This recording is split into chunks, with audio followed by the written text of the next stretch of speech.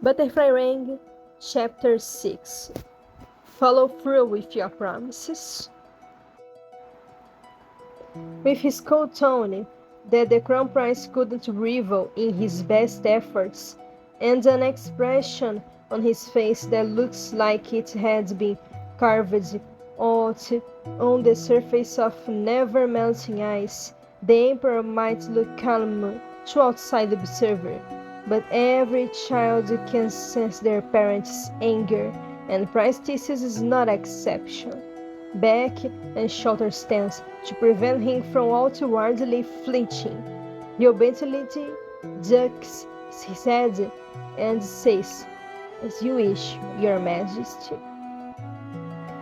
Following the emperor deeper into the gardens, Tommy feels eyes watching his every step, where Wilbur outwardly sneers him, shoving his hand into his pockets with a smirk. The mobile guests are more discreet about it.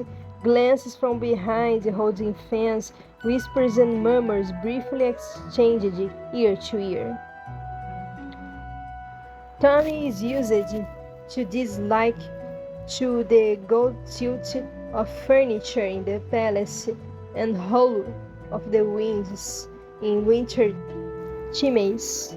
So Tuba's green eyes anxiously flickering over to him stands out in stark contrast. For a second, Tuba looks guilty. His hands grip the tablecloth as if trying to prevent him from leaping to his feet. Tommy wonders what Tuba could be feeling guilty of, but then they round a line of trees and the pavilion hides away from their sight, and he's abruptly shoved back to reality. The Emperor keeps walking. Every step he takes on a gravel path is a painful stab to Tommy's ears. The Crown Prince does not dare to stop, however, keeping up with his father's pace, despite how dread threatens to make him freeze. I heard about the incident that happened the other day. The Emperor says, "Do you have an explanation for your behavior?" Tommy's hands kept firmly to his side clenched hard, nails digging into his palm. He doesn't have an explanation, not the one that would satisfy the Emperor at least. If only Wilbur didn't take credit for his tea party, he could say that he was trying to make up for insulting Rambo. But Wilbur did, and Tommy has no other choice but to quiver weakly from anger surging in his veins. "Don't we have anything more important to talk about, Your Majesty?" he says, irritation seeping into his voice. "Do not change the topic, Theseus," the Emperor says. The way he pronounces Tommy's name makes his heart sink into his stomach. "I made it crystal clear to you that Rambo is under my protection. The only thing I request is that you be kind and patient with him. Now I see that is too much to ask of you." Tommy grits his teeth. "I'm trying my hardest." "No, you're not," the Emperor snaps. "You could just ignore Rambo if it was that hard for you to keep your pride in check. Instead, you publicly humiliated him and brought him to the verge of tears." The guilt, curled up deep inside Tommy's chest, stirs up uncomfortably. "I didn't mean to, but I can't fulfill my duties if you or Wilbur constantly bring Rambo up." The Emperor turns around suddenly. Tommy fights the urge to physically recoil from the glare thrown his way. "I wouldn't have to bring him up if you could be compassionate for once." Tommy shrinks back. Compassionate? Yes, weakly. You're the crown prince, and Rambo is just a poor boy with no parents or friends to fend for him. Don't you have the slightest ounce of sympathy? Tommy falters. He never has seen his father this furious before. The Emperor has snapped at him a few times in the past, but he doesn't remember even outwardly getting shouted at. His father's ignorance is a coin of two sides. Tommy never got praised, but he never got scolded either. Tommy could put up with Wilbur's occasional naggings, could pretend to not see Tubble's strange behavior and concerned gazes. The Emperor's indifference was a bliss. For that it meant that he's good, that his father has nothing to rebuke him for. Tommy was happy, until Rambo had wriggled his way into the Imperial Palace. It's unfair that Tommy got yelled at, and that this argument was the longest his father had spoken to him in the last month. He can handle the loneliness, scrapping him inside out, but this feeling, burning and tight and overwhelming, is completely new. Just remembering Rambo's face makes Rambo shudder with anger, and his jaw shackles shut tightly. Is the only thing preventing a glow escaping from his throat. Don't you have the slightest ounce of sympathy? The Emperor's voice echoes in his mind. In that moment, it's as full lightning strikes Tommy, and he knows that the answer is a firm outward no. Tommy drops his head, keeping his gaze trained firmly on the ground. They are alone in this part of the gardens, save for the guards keeping respectful distance and motionless as stone statues. Not far away is an arched entrance for the northern wing. The Emperor interprets the Crown Prince's long pause as repentance and turns around as if preparing to leave. I've told you everything that I wanted to, he says, taking measured steps. By the end of his walk, I expect you to return to Wilbur's party and to publicly apologize to Rambo. No! The Emperor stops. He turns around, halfway back, frowning. No? Tommy tilts his chin up, his eyes narrowed down to a sharp slits, stares at the Emperor with stubborn defiance. I will not make myself a laughing stock for your Majesty's Queen. It's an order, and as a price, you are obligated to comply. The Crown Prince has no obligation to apologize to a law-born pest. Tommy cuts in. And he is not someone to be disrespected, even by His Majesty. Normally, Tommy moved back away at this point, or never spoke back to his father in the first place. It feels like he has stepped on a brittle bridge, but the fear isn't enough to fight off his anger, one that twists his lip into a snarl and tightens his throat until the air gets in and out harsh whistles. Two pair of blue eyes lock on each other. Tommy refuses to be the first one to look away and watches the expression on the Emperor's face morph from irritation to surprise and something green and complicated. His father looks like a person who was beaten by their docile, loyal dog, not angry, not yet, but the deep teeth mark on their hands make them question for the first time if the animal they had taken in was as harmless as they thought it is. Why did you change so much? the emperor says. He stays right where he is, yet Tommy feels like a slap lands on his face. Just like that, all his anger and courage is gone, and all is left of his trembling wilky form and stinging in his eyes. Tears are a weakness and not to be spilled in front of other people, so Tommy wheels around on his heels and runs.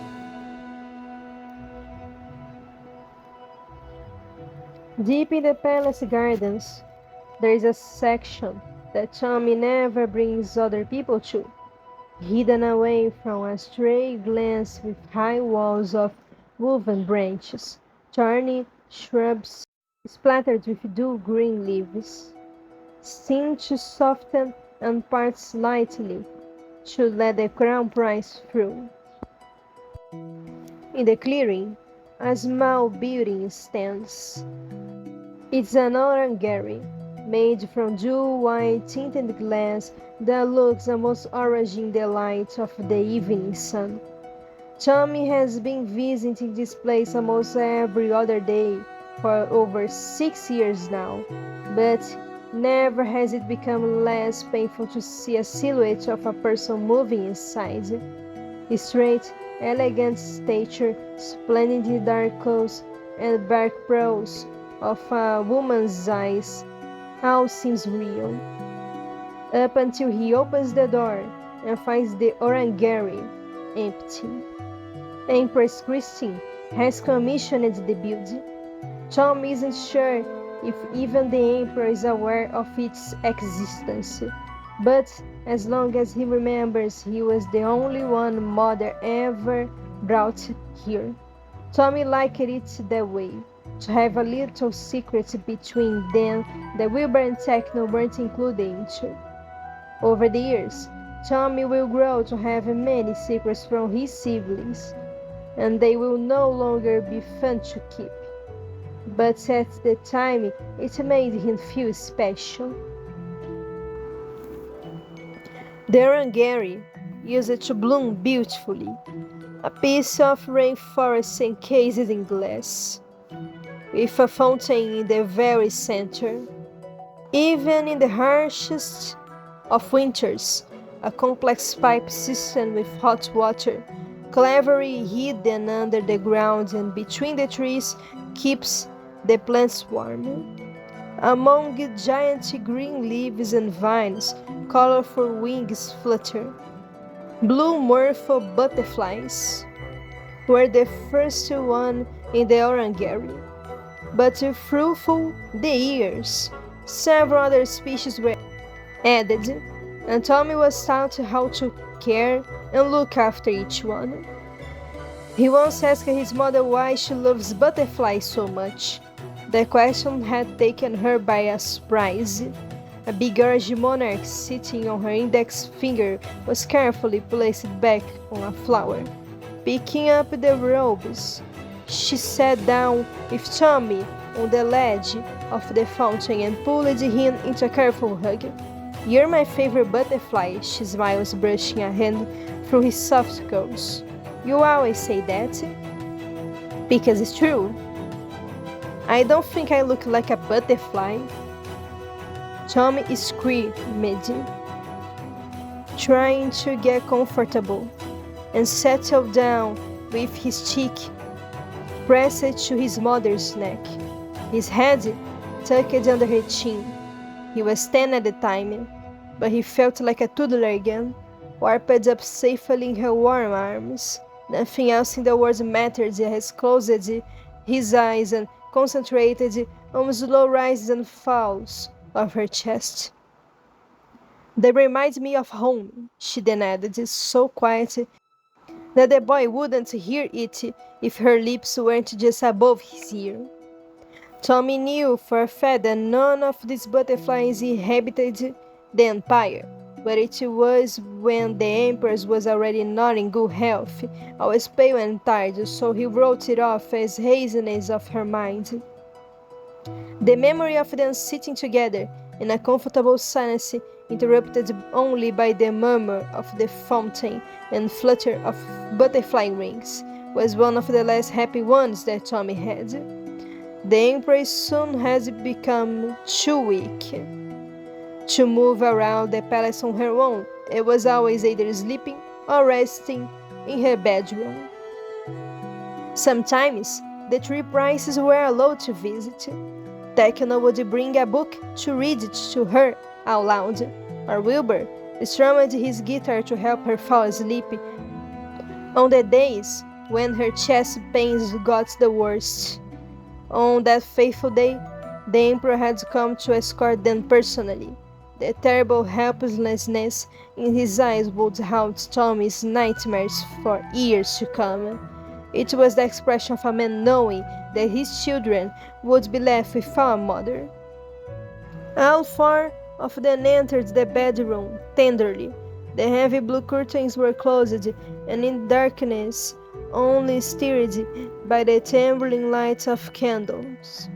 They saw a woman lying among soft pillows. The Empress looked so weak that it seemed like she would dissolve into siphon at any moment, but to Tommy, she was the most beautiful person in the world. They approached Wilbur and Techno, pale as the bed sheets the Empress was wrapped in, squeezed each other's hands as she gently stroked the cheeks. It was then Tommy's turn to approach.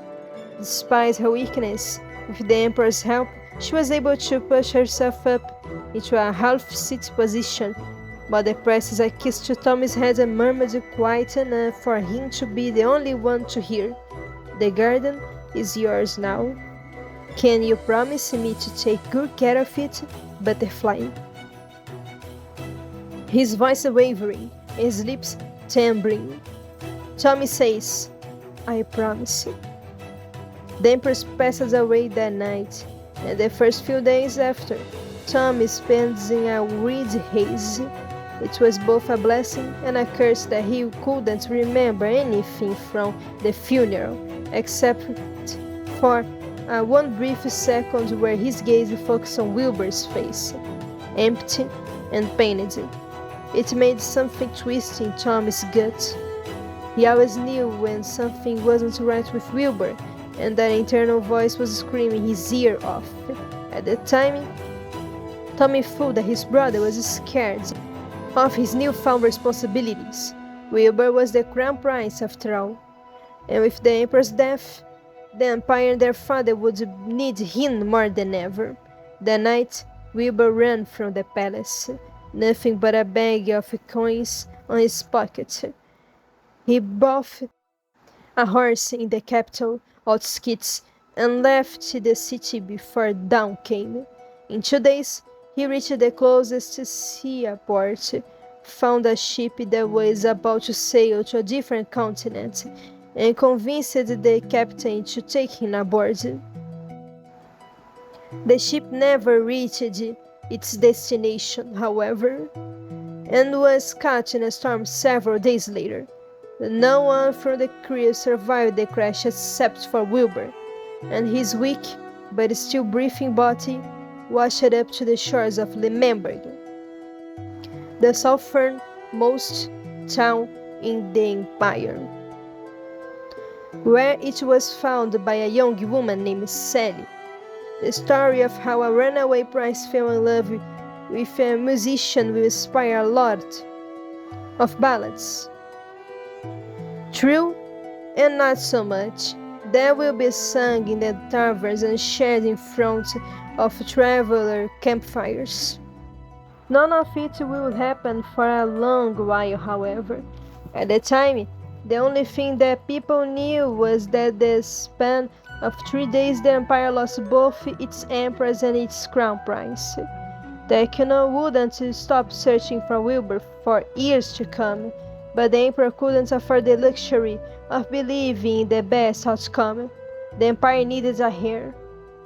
Tommy turned 14 and was the crown prince for a total of 3 years.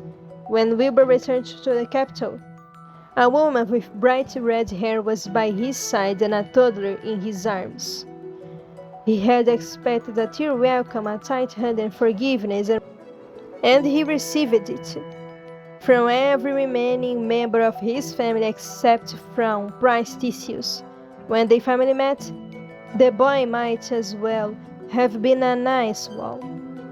I'm glad that you are alive, brother, Tommy says, dipping his chin in grating, and left it at that. For a few months following his return, Wilbur wouldn't leave Tommy alone, trying to talk to him, interfering with his duties. You're different, Theseus, Wilbur says, staring at the crown prince as he rosily signed another document. You weren't like this before, he snapped, when Tommy refused to have dinner with him. Why did it change so much? Wilbur raised his voice. All that he saw was Tommy's indifferent expression, and then the door was closed right in front of his face.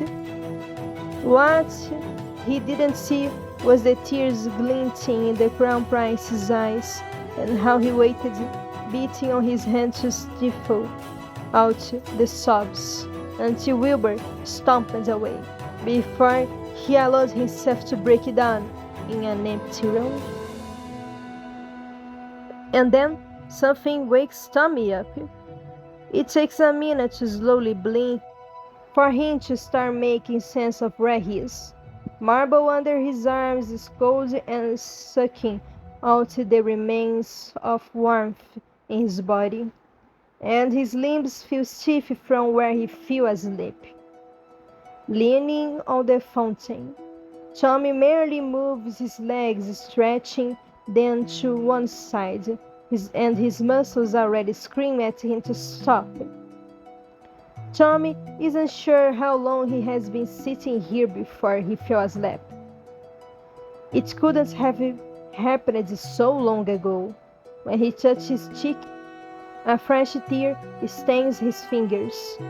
Unless he started crying in his sleep, which becomes more and more likely, he throws his head back and sees a starry night sky. It's been at least 3 or 4 hours since Tommy's fight with the Emperor. Wisp must be looking for him right now, along with the servants and secretaries. A good decision would be for Tommy to get himself together and return to the palace. But he hasn't been making a lot of good decisions today, and he isn't planning on starting now. A part of the crown prince's mind is already scolding him for talking back to the emperor, and shames him for crying because of something as stupid as a single phrase. But slumping down the fountain until he almost lies on the ground, Tommy can't bring himself to care. He is tired. Diving into memories like that always exhausts him, like no paperwork can. Tommy looks around the orangery. It's pitiful in comparison to the images of its previous glory. Half of the plants either withered away or are in the progress of it. And the ones that survived look sluggish and dull, their leaves shrinking and withering close. The thing about butterflies, they don't live very long. In the orangery, caterpillars hatch, turn into pupas, and then winged beauties emerge from the cocoons, all in a span of a few days, weeks, or in the best case, few months. Tommy knows how long each of the species is supposed to live, and he inevitably notices when he finds more insects' bodies than he is supposed to. But the flies died all the time ever since Tommy started caring for them. On the day of Wilbur's disappearance, he cried both in fear for his brother and over the motionless bodies. After his coronation, there were more dead butterflies in the orangery than there were alive. In the summers, Mother used to let some of the insects out of the orangery. They would scatter around the palace and bring smiles and laughs to the servants and nobles alike. Nowadays, Tommy is too afraid to go for such a risk. For as long as there is at least a single butterfly alive, he doesn't break his promise. Tap tap. Glass echoes do. Someone is knocking on the door. It's the same sound that woke up Tommy in the first place. For a second his chest wrenches in fear, then his gaze focuses, and an already familiar green bird tilts his head at him from outside the orangery. Tommy breathes out, everything is fine, nobody has found him. He stands up on his shaky legs and drags himself across the orangery. Hey, he says, softly, kneeling and putting his palm against the glass. How are you so good at finding me? The parrot squawks and taps on the door with his beak again. Tommy puts his hands on the handle, but doesn't twist it yet. I can let you in, but only if you promise not to try and eat any of my butterflies. He says it without really expecting the bird to understand. To his surprise, the parrot stares at him and nods. Tommy doesn't think that their bloodline had any mad people, but maybe he will be the first one, because against better judgment, he opens the door. The bird hops on Tommy's arm. He is heavy, and the crown prince has to shift his weight a bit so that they don't both end up toppling to the ground. Tommy walks back to the fountain and sits down on the ledge. The parrot jumps to his lap. Tommy rubs his head and smiles. Thanks for coming to see me. As the last two chimes, there is a note tied up on the parrot's leg. Tommy struggles to run through it with his unbending fingers, and he has the time to remember that in his last letter he had asked for the bird's name. Does it need a name? You can give one if you want to. Guess it's up to me to decide then, Tommy chuckles. The crown prince studies the parrot closely, but green eyes have already beat him to it, peering up at him close. It's not the dumb look of a beady bird's eyes Tommy is used to see, but a penetrating gaze of an intelligent creature that, for some reason, seems sad. Did you notice I have been crying? Tom asks. The bird coos and presses his head on Tommy's cheek. His feathers are softer than silk, but at the same time so warm that it makes him shudder. Tommy can't handle it. He bites his lips and pulls away. Stop it. You're going to make me cry again. The parrot squats closer and presses himself to Tommy's chest. The crown prince freezes, unable to breathe. The bird only snuggles closer, spreading his large wings over his shoulder with an encouraging thrill. Slowly, Tommy relaxes. He puts down a hand on the parrot's back, and when he doesn't protest, wraps his arm around him carefully. Green and white feathers are so fluffy and soft to the touch that Tommy has to physically stop himself from burying his nose into them. This is my secret place, he admits with a loud murmur. I come here from time to time to cry my feelings out. Nobody knows about it, and I'd like to keep it that way, alright? The bird coos. They sit like this for a little longer, until Tommy gets afraid that he might be irritating the bird. He pulls away, and the parrot picks on the note crumpled in his hand. Tommy is grateful for his habit of carrying a quill and ink in a sealed bottle with him at all times. He takes the old note and turns it in the other way around and puts it down on the fountain ledge. A name for the green bird with halting, intelligent eyes. Tommy would have suggested something simple unpredictable, like Emerald, but he wants to somehow thank the bird for comforting him. A simple hug didn't fix all of Tommy's problems, but it feels like a great weight had been lifted from his chest, and the prospect of leaving the Orangery and facing the Emperor doesn't seem as scary anymore. Tommy won't apologize. He meant every word that he said then, and he won't take them back now. The Emperor is right about one thing, however. Tommy is the crown prince, and no one can replace him at that. Not Wilbur, not Techno, and especially not Rambo. Tommy grips the quill tighter and writes, "The bird's name shall be Prince."